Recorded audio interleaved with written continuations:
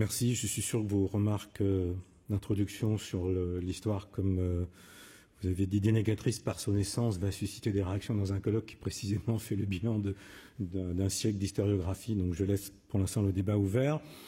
Nous avons un absent, j'ai oublié de le préciser, donc on va être un tout petit peu plus, on va être un peu moins strict sur le temps, donc j'accorde 16-17 minutes à chacun.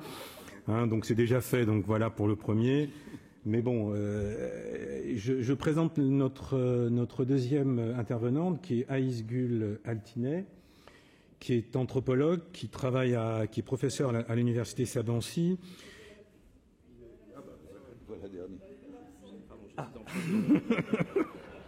Donc j'en reviens à ma première recommandation. Les 15 minutes seront respectées de manière stricte. Voilà. Donc pardonnez-moi, j'étais en train de présenter Madame Altinay, donc qui est professeure à l'université de Sabanci, qui est l'auteur de plusieurs ouvrages, notamment The Myth of the Military Nation, Militarism, Gender Education, et un autre qui a été notamment traduit en français, dont elle est l'une des co-auteurs avec Fétillé Sétine et qui parle des petits-enfants. Et donc, qui va nous parler aujourd'hui de la question du genre, du génocide et de la survie parmi des Arméniens islamisés.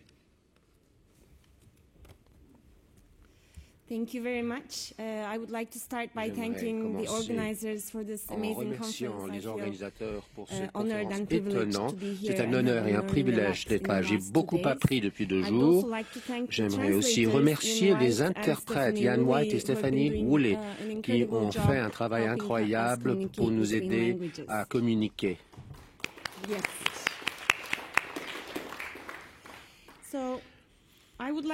J'aimerais commencer par une réflexion personnelle. Mon doctorat dans les années 90 était une ethnographie historique de la culture du militarisme. Et voici le titre, le mythe d'une nation militaire. Et dans cette ethnographie assez critique du militarisme, les événements de 1915 sont en fait une anecdote embarrassante que n'apparaît que au pied d'une des pages de mon livre. Et donc c'est très important que ce débat ait lieu aujourd'hui. Alors pourquoi je ne suis pas historien. J'ai peut-être négligé cette chose parce que j'avais peur d'aborder un tabou, j'avais également parlé du militarisme, c'était déjà un défi suffisant, il y avait peut-être d'autres raisons, mais ce que je peux dire, c'est jusqu'au début de 2005, j'ai pris conscience que le génocide arménien concernait surtout les historiens. Mais ensuite, il y a eu en 2004 et en 2005, j'ai eu une prise de conscience et j'ai pris conscience de l'importance du travail sur la mémoire. Et sur la première conférence qui a été organisée en Turquie sur les Arméniens, j'ai présenté trois ouvrages. Ça, c'était. Nous avons parlé de l'exemple de ce qu'on appelle la narration critique. La narration critique. Et nous avons commencé à nous entretenir avec d'autres petits-enfants qui avaient des grands-parents. Et nous avons publié ces livres qui sont à l'écran en 2009 en turc et plus tard en arménien, en français. Et cette année, ce livre a été publié en anglais. Les petits-enfants, The Grandchildren. Nous avons également étudié le silence sur l'islamisation des Arméniennes dans l'historiographie. Et certaines études faites depuis 10 ans m'ont incité à m'y intéresser. Donc, un nombre significatif d'Arméniens ottomans ont survécu en se convertissant au génocide, en se convertissant à l'islam. Il est impossible de connaître le chiffre exact. On estime autour de 200 000 de survivants arméniens islamisés. Même si c'est que la moitié en réalité, cela impliquerait que plusieurs millions de musulmans turcs aujourd'hui ont des liens de parenté avec des Arméniens ou des Arméniennes convertis. Et ils ont eu des enfants jusqu'à la 4e, 5e génération. Donc, le livre de ma grand-mère a mis fin au silence sur les Arméniennes islamisées. Et depuis 2004, au moins une vingtaine de livres ont été écrits sur l'islamisation des Arméniennes. Uniquement en turc, ça c'est une liste de publications en turc sur les survivants du génocide de 1915. En novembre 2013, la Fondation a organisé une conférence internationale sur les Arméniennes islamisées à Istanbul. C'était la première conférence du genre. D'ailleurs, les actes vont bientôt être publiés. Donc, ce sont des œuvres de mémoire, des travaux sur la mémoire et des travaux littéraires qui ont été à la pointe, alors que les recherches universitaires ont pris du retard. Et ce colloque me donne l'occasion de poser la question, pourquoi ce silence sur l'islamisation des Arméniennes et quels sont les défis à relever pour aborder cette question? Et du fait qu'on n'a pas beaucoup de temps, je vais parler du genre, de l'aspect du genre et de son rapport avec le silence. Et également parce que le genre est souvent marginalisé dans nos débats. Et je vais terminer en posant des questions sur le statut de la recherche sur la question du genre. D'un point de vue historique et actuellement, la question des Arméniennes islamisées s'est focalisée sur les enfants et les femmes. Quand on regarde les titres des ouvrages sur la question, on a beaucoup parlé des grands-mères. Il n'y a pas beaucoup d'œuvres littéraires ou de recherches qui s'intéressent aux grands-pères ou aux hommes adultes. Pourquoi? Et quelles sont les implications? Je vais évoquer 4 dynamiques qui expliquent un peu la situation. D'abord, le genreisation en quelque sorte du processus génocidaire, la transmission de la mémoire et l'aspect genre des mémoires a posteriori et la structure patriarcale et patrilinéaire de la République ottomane et le fait que la recherche universitaire est elle-même très genrée en quelque sorte. Donc, les hommes étaient tués et les femmes et les enfants ont été forcés à marcher, à traverser les pays, à être déportés. In terms of who was allowed to convert, Ümit Kurt's presentation 2 days ago has already shown through his analysis of telegrams that the Ottoman state made it easier for women and children to be converted to Islam, provided that they were married or adopted into Muslim families. Moreover, some historians claim that Muslim families who adopted children in this process preferred girls over boys, which adds another layer of gendering to this process. Yet another difference between boys and girls was that Armenian boys who remembered their Armenian families and names had the relative freedom of mobility to leave and search for their families once they were old enough to travel on their own, whereas girls, as soon as they reached puberty, were married off and often leur famille, alors que les filles, dès qu'elles atteignaient la puberté, étaient mariées de force. Although these are some major ways in which the genocidal process was gendered, leaving more women and female children in Muslim families, the recent memory literature shows ce sont beaucoup d'hommes et des familles entières ou des quartiers entiers ont été islamisés, particulièrement au début de la guerre. Dans nos recherches, nous avons découvert des familles musulmanes qui avaient rapproché, qui avaient offert des services de mariage, de présentation, pour favoriser les mariages. Donc, l'absence de grands-pères islamisés, arméniens islamisés, ne s'explique pas seulement par le processus génocidaire lui-même. So regarding the process of transmission, le processus de transmission de la mémoire, les femmes memory literature, from storytellers in families to authors of books.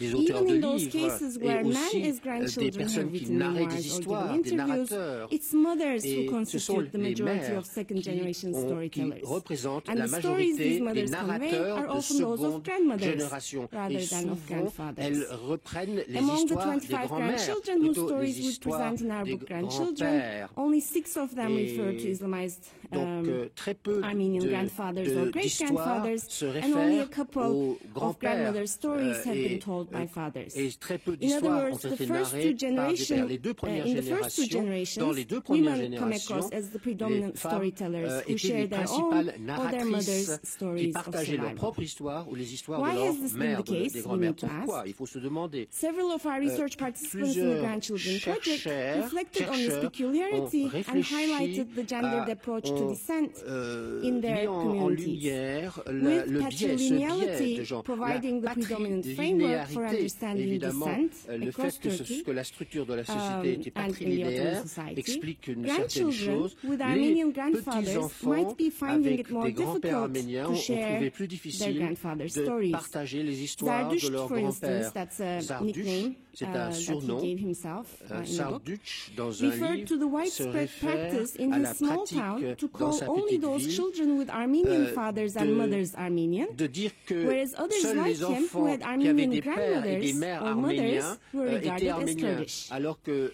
les Salih, enfants qui avaient que des another grands-parents nickname, arméniens étaient also considérés mentioned comme the use of kurdes. Armenian children Et on a as a également humiliating term, parlé especially de during le fights and terme quarrels among enfant children or arménien teenagers, était un terme but only for those who were humiliant. Armenian from their father's Mais side. He says, they never used ils it n'ont against jamais me because my utilisé, father's side is not Armenian. Comme mon père n'était pas Accordingly, kinship arménien, je terminology n'ai in jamais été Turkish traité d'enfant differentiates between maternal arménien. grandmother, Donc, on fait anneanne, la différence and entre paternal la grandmother, grand-mère babaanne, and maternelle et la indeed grand-mère most published paternelle. Et stories la are plupart about des histoires maternal portent grandmothers. sur les grand-mères maternelles.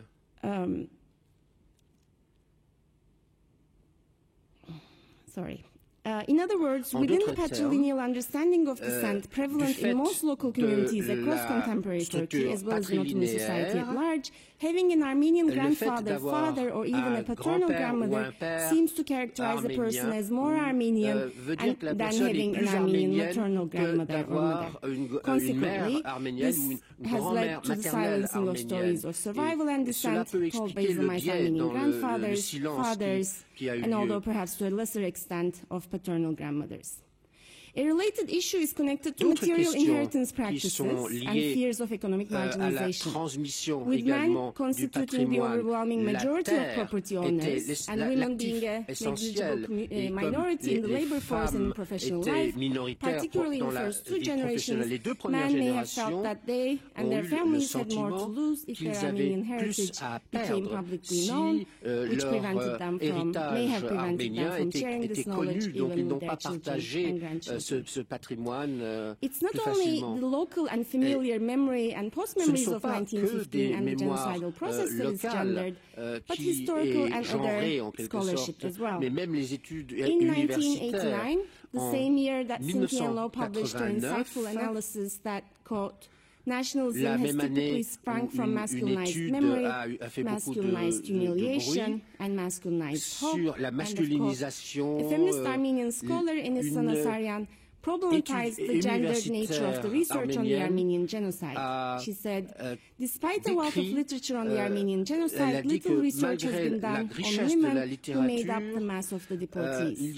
The significance of gender differences in the genocidal process has been neither empirically conceptualized nor systematically analyzed. This was in 1989. So according to Sanasaryan, Armenian women have not only been absent in genocide literature, but also in post-genocide analyses of Armenian life. Until recently, the scholarship on the Armenian genocide has typically treated women as undifferentiated victims as opposed to historical actors.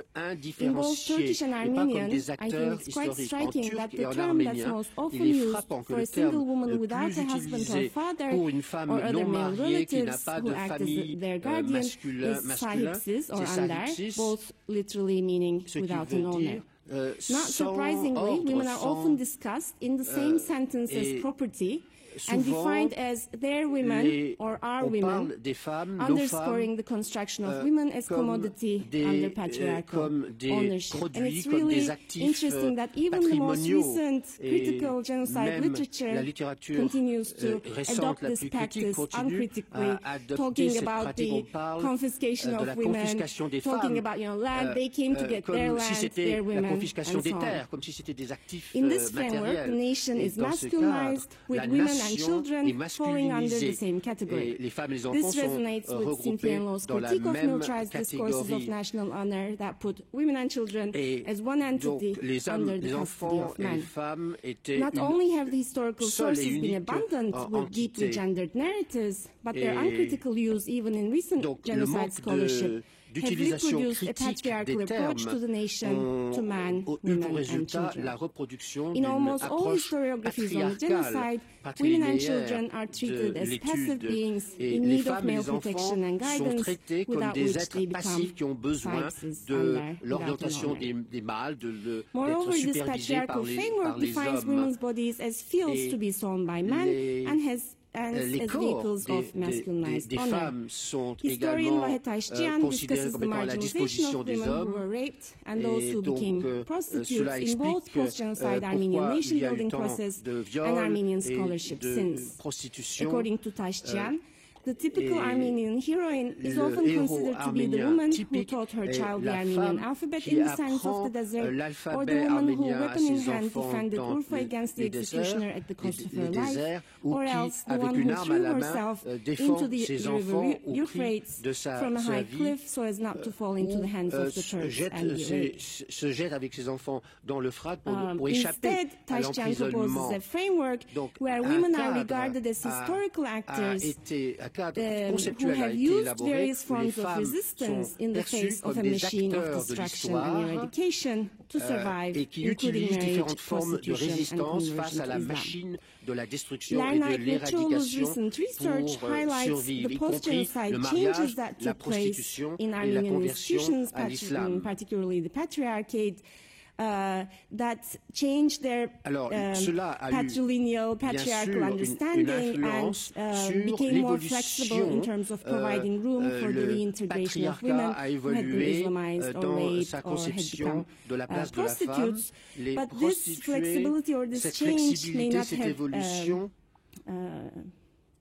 been sustained later on, as we see many examples of women having difficulty reintegrating. I received an email from the writer of the blog Marriage Girl. You see a part of the blog on the slide. She wrote this review in her blog after the publication of our book, after reading our book, Grandchildren. She says that she was particularly interested in the book because in the 70s, she and her team of interviewers under the auspices of the Armenian Library and Museum of America had taped interviews of over 100 survivors of the Armenian genocide. If there ever was any discussion of Islamization or marriage to a Muslim, the tape had to be turned off and the admission to the interview will remain unidentified. I don't know the experiences of other interviewees des Arméniennes avec un musulman. Il fallait arrêter l'enregistrement. Et c'était, j'espère qu'on aura l'occasion d'en parler.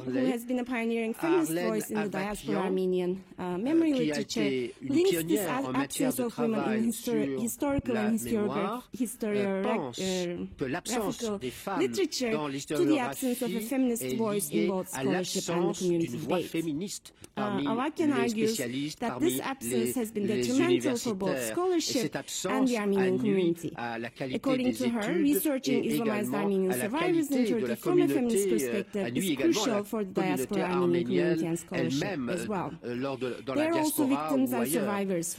Donc il y a des victimes et des survivants qui méritent d'être honorés, d'être can provide vital insights into how post-genocide efforts to rebuild the nation and Armenian identity were gendered and how those conceptions continue to shape both our ethnic and gender identities. So, to conclude, we have been going through since 2004 a period of discovery regarding the fate of Armenians in general and Islamized Armenians in particular, and in the Turkish context. What makes the current moment particularly noteworthy is that it follows 9 decades of absolute public and academic silence, and that in the case of Islamized Armenians, it's the post-memory literature that is shaping the public debate and emergent scholarship.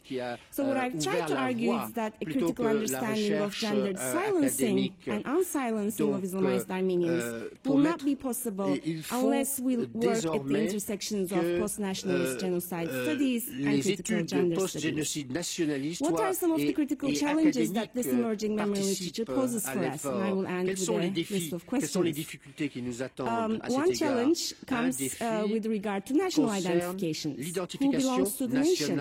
Who is considered an Armenian and who is considered a Turk or a Muslim? What to do with the incredible diversity in which the second, third, fourth generation descendants of Islamized Armenians identify themselves with? What does it mean for Armenian, Turkish, Kurdish self-understandings that there are increasing number of people who identify as Muslim and Armenian, or as Turkish or Kurdish with Armenian heritage and of Christian belief? Or someone like Elif, whose testimony you can read in our grandchildren book, who says, I'm a little Armenian, a little Alevi, a little Sunni, a little Zaza. More importantly, how do we as scholars approach this diversity of identifications? What does it mean to consider their children and grandchildren as crypto-Armenians or Gizli Armeniler, as many scholars do? There are also a set of questions regarding genocide scholarship and the whole concept of survivor. If genocide is defined as the eradication of a racial, cultural, national group, then who qualifies as a survivor in genocide? Are Islamized Armenian women, men and children survivors of the Armenian genocide? In much of the existing historiography, they are considered as part of the eradicated Armenian nation, which means that historiographical and social scientific interest in their lives ends with their Islamization. How about the rest of their lives? Whereas it's of course very important to discuss Islamization and assimilation as genocidal policies, what does it mean to treat Islamized Armenians in the category of the dead? Has there been enough scholarly reflection and debate on the dynamics behind the 90-year-long silence on Islamized Armenians in all historiographies, popular histories and memories? A final set of questions I think have to do with gender. How can we avoid reproducing the gendered assumptions regarding genocide and post-genocide processes in our scholarly debates and research? Whose lineage matters? Is it only Ottoman society or post-genocide Turkish, Kurdish, Arab or Armenian communities that perpetrate a patrilineal understanding? Has historiography and social science scholarship really moved away from a patriarchal patrilineal understanding of kinship? What are some of the connections between the shame and silencing of sexual violence and the shame and silencing of Islamization? How can our scholarship understand and yet move beyond the gendered and nationalized notions of shame, et la notion de honte également qui a joué un rôle. Comment faire des études sur la violence sexuelle et l'islamisation depuis 1915-1916 dans les communautés musulmanes locales et dans l'élaboration de l'État turc. Donc il y a beaucoup de champs d'études qui restent ouverts. Comment pouvons-nous contribuer à la mise en honneur, à l'honneur, pour rendre hommage à la souffrance des survivants islamisés, et est-ce qu'on peut être à la hauteur, car leur survie même était un acte de résistance.